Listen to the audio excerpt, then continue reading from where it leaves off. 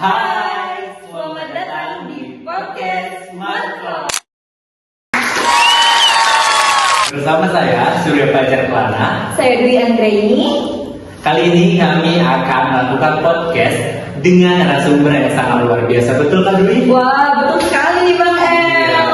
Narasumber yang sangat penuh inspirasi dan juga harus kita jadikan contoh yang teladan. Betul sekali ya. Jadi motivasi nantinya nih Bang El buat kita sebagai mahasiswa. Benar sekali. Apalagi kan narasumber kita ini merupakan mahasiswa Unimal. Jadi cocok banget untuk kita kan. Betul banget Bang El. Apalagi saya dengar-dengar dari fisik ya Bang El. Iya betul. Satu fakultas sama kita. Oh my god. Di podcast kita kali ini kita akan membahas tentang judul Dari Nol ke Piala. Cara mahasiswa ini menaklukkan puluhan lomba. Aduh, udah gak sabar bagaimana nih Kak Dwi? Udah sabar banget dong pastinya. Wah, bener sekali. Kayak mana kalau kita saksikan dulu video klip tentang perjalanan narasumber kita? Kita akan saksikan dulu video pendek perjalanan narasumber kita dari nol menuju banyak piala yang menampakkan segudang prestasinya nih Bang El pastinya. Betul sekali Kak Dwi. Langsung saja kita saksikan sebentar cuplikan dari perjalanan narasumber kita.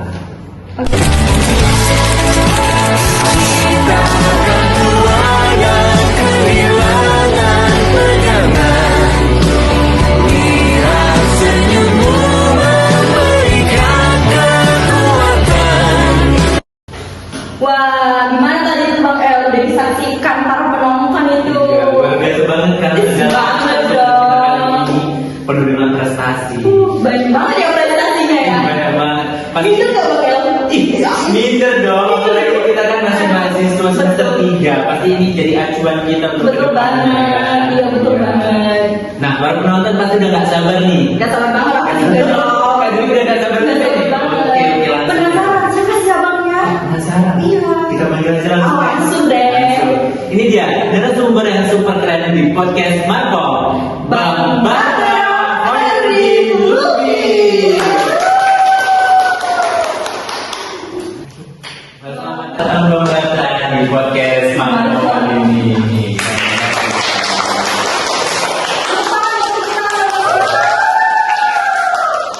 Apa kabar Bang? Alhamdulillah baik. Baik. Aku sibuk kenapa ini sekarang ini? Sekarang sih lagi karena semester akhir ya, jadi lagi sibuk skripsian. Sekarang bentar lagi juga naik sempro. Oke. Semangat terus ya Bang. Pasti. Oke Bang, di podcast kali ini kami akan sedikit berbincang-bincang nih tentang bagaimana sih Abang bisa menaklukkan puluhan lomba dan Abang juga bisa sharing perjalanan Abang hingga sekarang ini. Bang Bara, ceritain dong awal mula Abang bisa tertarik ikut lomba. Pasti kita ketahui kan kalau ikut lomba ini butuh effort dan juga modal yang besar gitu. Bagaimana cara Abang gitu? Oke, baik. Jadi awal mulanya itu saya kan dulu mahasiswa baru itu di tahun 2022 dan sebenarnya bukan niatnya itu masuk ke Unimal, tapi karena gagal di universitas sebelumnya. Nah, ketika udah masuk Unimal, kita kan tahu nih Unimal itu bukan universitas yang dijunjung tinggi nomor 1, nomor 2 dan selanjutnya dan seterusnya gitu kan. Nah, jadi saya berpikir bagaimana ya saya agar bisa bersaing dan bersanding dengan orang-orang dan mahasiswa-mahasiswi yang ada di univ-univ ternama tadi yang saya tidak dapatkan. Nah, kemudian caranya adalah tentunya dengan mengikuti lomba gitu. Nah, kalau dikatakan apakah saya mengikuti lomba terus menang, tentu tidak, karena dari mungkin 25 lomba atau 30 lomba yang saya menangkan itu mungkin berasal dari 100 kekalahan yang telah saya dapat gitu. Jadi seperti itu sih kisah awal mula kenapa saya mengikuti lomba-lomba, ya karena saya ingin bersanding dan bertemu dengan mahasiswa-mahasiswi di universitas-universitas ternama gitu. Oke, jadi ternyata Bang Bara ini tidak langsung menang Kak Dwi. Iya betul, banyak tantangannya Bang El. Jadi, Iya. oh my god.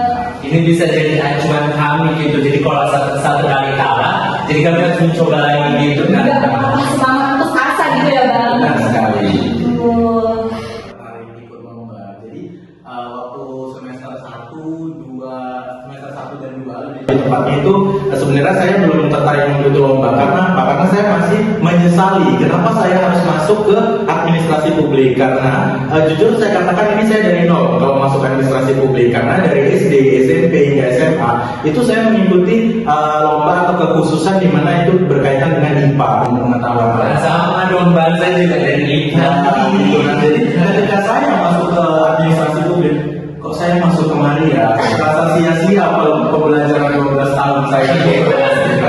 Nah, tapi ketika ada program yang namanya, kalau teman-teman tahu, program pertukaran mahasiswa merdeka. Nah, jadi saya mencoba mengikuti kegiatan tersebut di Universitas Airlangga selama 1 semester.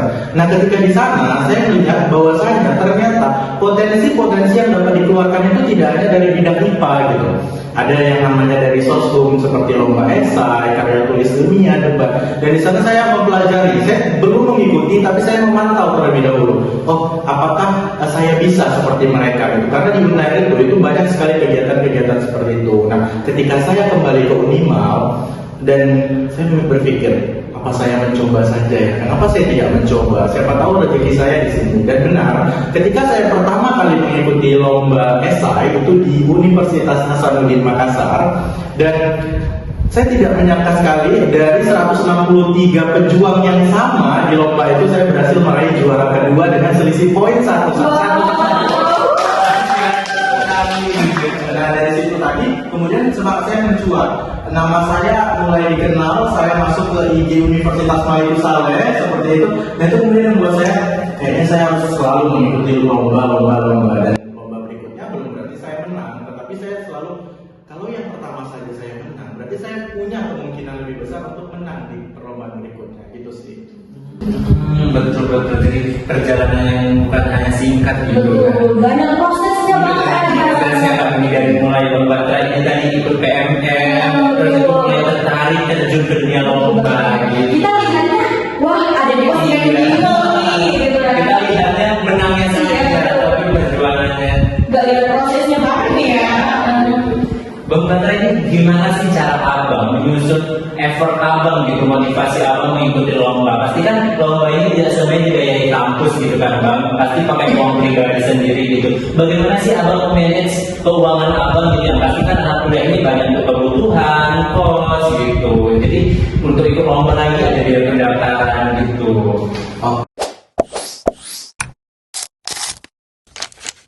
Oke, jadi kebetulan kan saya mahasiswa penerima KIP kuliah, kartu Indonesia Pintar gitu kan. Nah, jadi saya merasa sebagian dari biaya hidup yang saya dapatkan dari program pemerintah tersebut adalah untuk menaikkan nama saya dan nama universitas gitu. Jadi saya menyisihkan uang dari biaya hidup tadi yang 4.800.000. Contohnya perlombaan tadi yang dikatakan bahwa saya tidak semua dibiayai, benar. Satu kali perlombaan itu bisa mengeluarkan uang 30 hingga 100.000 rupiah tergantung jenis perlombaannya. Nah, tapi kembali lagi, ketika saya mengikuti perlombaan itu kan ada yang namanya menang gitu kan. Nah, dari yang menang tadi uangnya tidak langsung saya gunakan untuk hal-hal yang tidak bermanfaat, tapi saya sisihkan. Contoh, juara 2 esai kemarin saya mendapatkan hadiah 1.500.000 rupiah. Nah, itu kan kalau kita ikutkan lomba selanjutnya dengan dari biaya 30 sampai 100.000 tadi, itu udah bisa dapat berapa lomba? 50 lomba. Nah, mungkin saya seperti itu memanage keuangannya. Nah, terkait dengan keberangkatan perlombaan dan lain sebagainya, sejauh ini Universitas Maiku Saleh dan Fakultas Ilmu Sosial dan Ilmu Politik itu membiayai penuh apabila memang kita mau berusaha untuk mengajukan proposal, menunjukkan diri dan membuktikan bahwasanya yang mereka biayai itu tidak sia-sia. Contohnya ketika saya ke Mataram, ke Jakarta, Surabaya, ke Yogyakarta, saya tidak pulang dengan sia-sia, tetapi membawa sesuatu yang bisa menaikkan IQ dari Universitas Maiku Saleh gitu. Oh my god, super banget.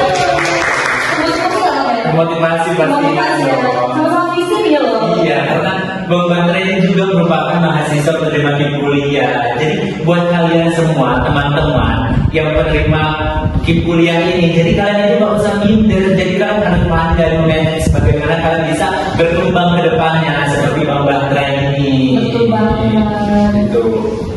Sekarang bicara tentang dari mana Bang Batra dapat link lomba gitu, pasti kan teman-teman mau tahu nih Bang Batra kok bisa ikut lomba ya, aku tuh nggak tahu ya dari mana Bang Batra ikut lomba gitu. Iya, bagaimana cara Bang Batra ini dapat info info-info gitu kan Bu. Iya. Info-infonya itu dari mana sih Bang?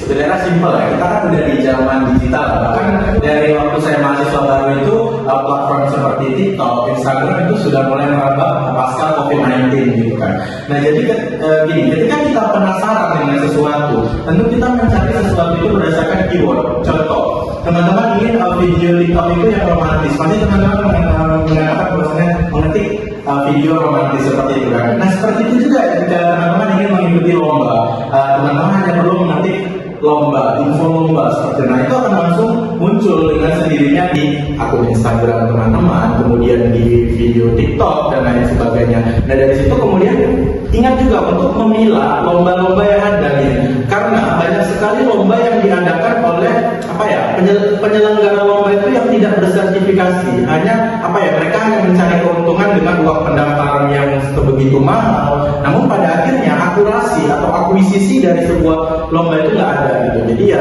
kembali lagi kita harus mencari di Instagram dengan keyword tadi, dan jangan lupa untuk memilah dan memilih apa yang lomba yang memang dapat meningkatkan branding kita gitu. Jangan hanya lomba-lomba yang sekedar lomba yang pesertanya mungkin ribuan tapi yang dimenangkan hanya 3 dengan uang pendaftaran 100.000. Itu kan sama aja kita memberikan keuntungan kepada mereka tapi kita tidak mendapatkan benefit yang sesuai. Oke. Bang Rahman berarti dia cari sendiri info-infonya Bang. Ya, jadi kita tuh sebenarnya kan nggak boleh malas-malesan cari info gitu kan Bang. Gimana males gak? Aduh, gimana ya ini? Jadi pastinya Bang Batra ini tadi kan sering kali melihat media sosial gitu. Jadi info-info yang Abang dapatkan gitu. Jadi kan Bang, Abang kan tadi telah bercerita gitu. Banyak sekali kegagalan yang sering Abang dapatkan sebelum Abang bisa menjadi sekarang ini gitu. Jadi apa sih tantangan terbesar yang Abang hadapi sekarang ini untuk bisa strategi Abang menyeimbangkan IPK Abang dengan juga mengikuti kegiatan lomba? Pastinya juga membutuhkan banyak waktu gitu kan Bang.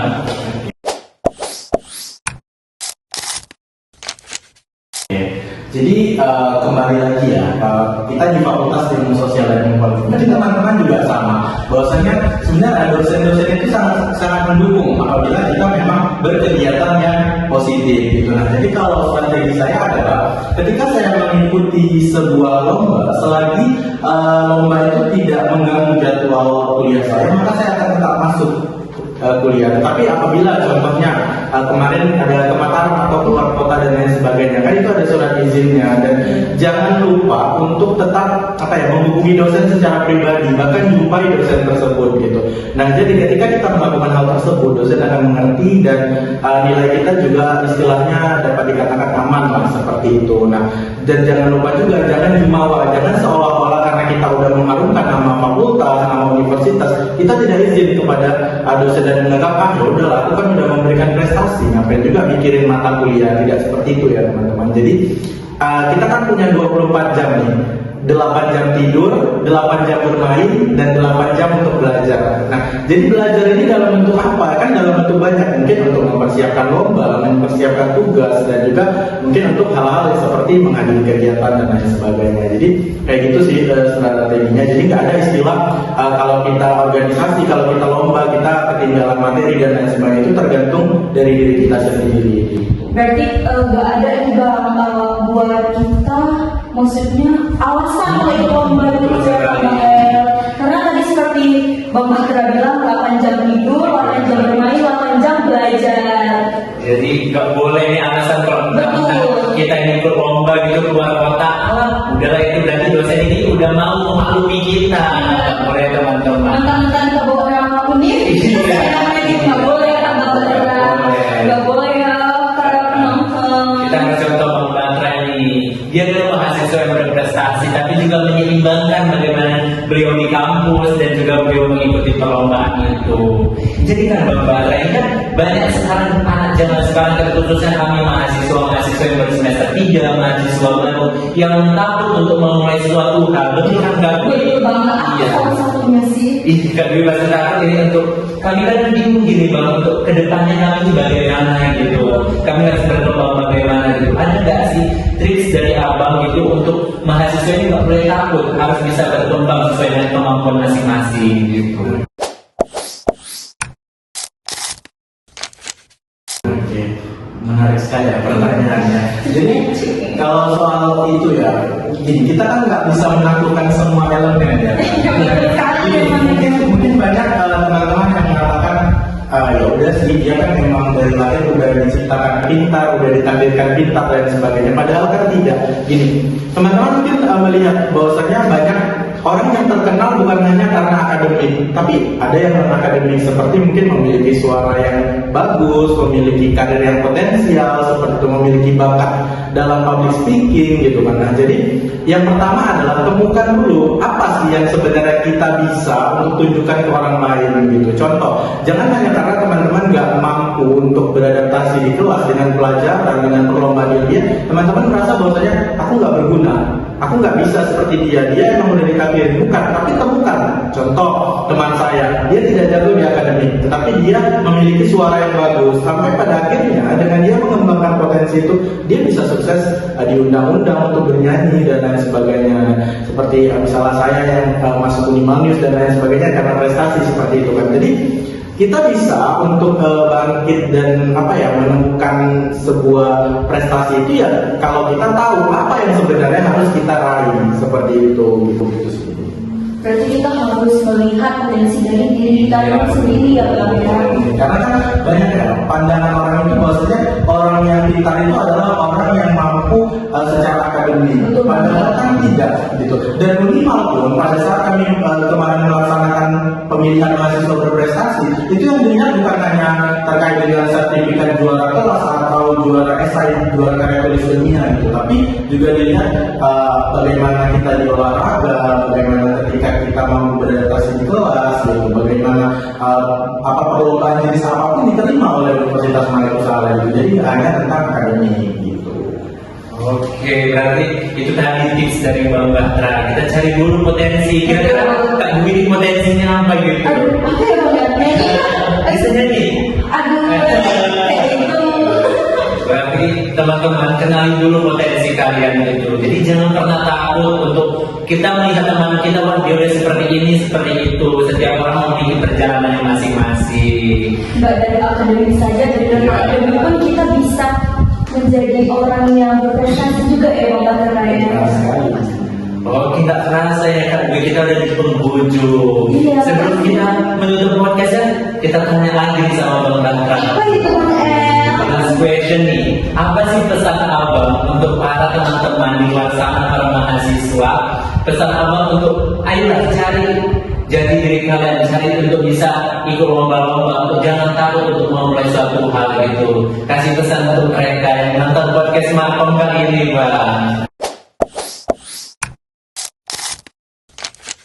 Oke, halo semuanya, aku Batra. Sini mungkin pesannya nggak banyak ya, nggak jauh-jauh dari aku sendiri. Bahwasanya dulu aku ketika berada di mahasiswa baru juga belum memulai dan masih menyesali dan mencari apa yang sebenarnya bisa aku kembangkan dari diri aku gitu. Jadi untuk teman-teman semua mungkin yang masih berada di mahasiswa semester 1, 3, dan 5 itu kan masih punya kesempatan yang luas ya untuk dapat mengembangkan dirinya. Jadi ya adalah dengan tadi menemukan potensi apa yang sebenarnya kita miliki, dan kalau kita udah tahu potensinya terus kita diem aja ya sama aja nol gitu kan. Jadi kan banyak nih peluang, contoh di bidang bernyanyi kan ada perlombaan bernyanyi, kemudian di bidang akademik ada karya tulis ilmiah, ada olimpiade dan lain sebagainya. Jadi ikutin itu, nggak peduli apapun jenisnya. Contohnya kalian punya bakat hanya di bidang menari, kan menari juga merupakan suatu bakat gitu. Jadi kalian bisa berkembang di situ. Banyak kok orang-orang yang sukses nggak hanya di bidang akademik. Jadi jangan karena kalian tidak tidak menguasai suatu bidang, kalian merasa bahwasanya kalian tidak menguasai bidang-bidang lainnya gitu. Jadi kita cukup punya satu senjata saja. Yang penting senjata tersebut dapat membuat kita dapat membranding diri kita, itu sudah satu langkah lebih maju. Apalagi kalau bisa semuanya atau multi talent kita katakan seperti itu. Jadi itu mungkin adalah sebuah anugerah dari Tuhan. Sekecil apapun potensi atau minat dan bakat yang kita miliki, itu merupakan suatu anugerah yang sebenarnya harus kita kembangkan sendiri. Banyak orang-orang yang pintar tapi mereka tidak mau membranding diri mereka dengan hal tersebut. Jadi kuncinya adalah temukan potensi, jelajahi potensi, dan branding diri dengan potensi tersebut. Gitu sih. Oke,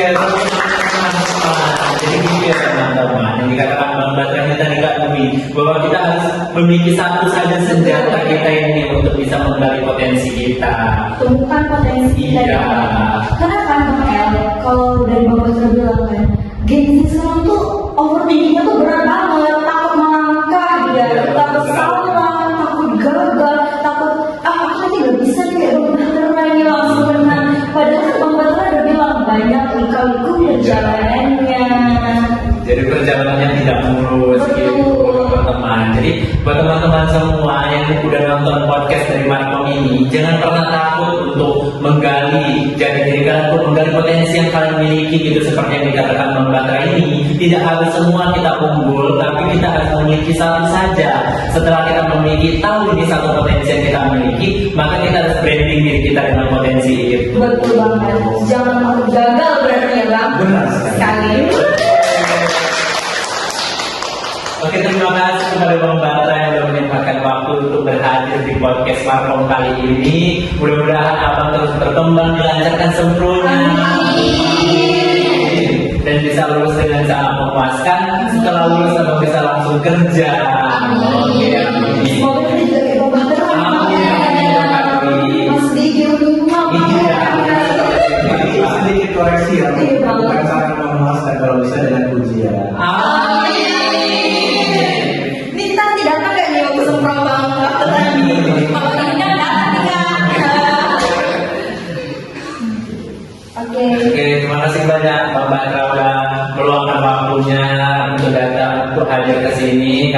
Kami selalu host apabila ada salah kata kepada abang, kami mohon maaf. Sebelum berakhir makanya kita ke kamera salam komunikasi dulu lah. Kita Oke. ada komunikasi ini. Iya. Bang Batra kan juga dari visit nih ya kan. Oke. Di sini Bang Ini sini. begini. Gini Bang ini kakak.